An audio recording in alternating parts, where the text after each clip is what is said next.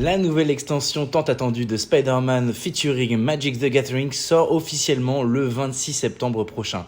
On a réussi à s'en procurer dans une boutique spécialisée et on a acheté divers boosters pour pouvoir forcément s'amuser mais vous divertir. C'est notre mission première. Donc j'ai pris un bundle et un kit d'avant-première avec 3 boosters collector. Comme vous pouvez le voir dans les boosters classiques, on a toujours 14 cartes avec des communes, peu communes, des rares et 2 cartes foil. Mais là où on va commencer à frétiller un petit peu, ça va se passer du côté des boosters collector. On a 286 cartes à aller chercher. Toutes les cartes sont en lien avec Spider-Man précisément, donc l'univers de Spider-Man au sens large. On peut trouver Venom, Carnage, Black Cat et les différents Sinister Six et autres personnages qui ont interféré de près ou de loin avec Spider-Man.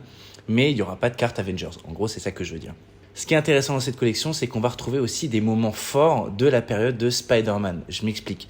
Par exemple, là, on a réussi à trouver une carte qui s'appelle La Saga du Clone ou La Dernière Chasse de Kraven, qui sont des arcs narratifs hyper importants de Spider-Man.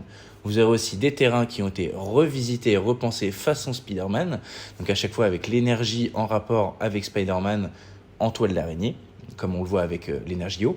Et comme d'habitude, on a encore une fois droit aux artworks numérotés. Et autant vous dire que j'ai hâte de collectionner toutes les cartes. Pour les fans de la première heure comme moi, le plus excitant, ce sera à chaque fois d'essayer de retrouver quelle référence à Spider-Man est fait sur la carte. Que ce soit le moment où il décide d'arrêter de porter le costume, le moment où il va se retrouver face à son clone, le fameux mème qu'on a vu partout, ou tout simplement le moment où il se fera mordre par l'araignée et acquérera ses pouvoirs.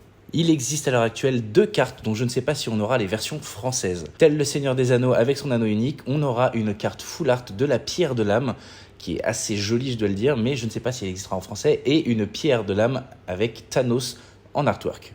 N'hésitez pas à me dire en commentaire quelle est la carte qui vous plaît le plus, et surtout, restez geek.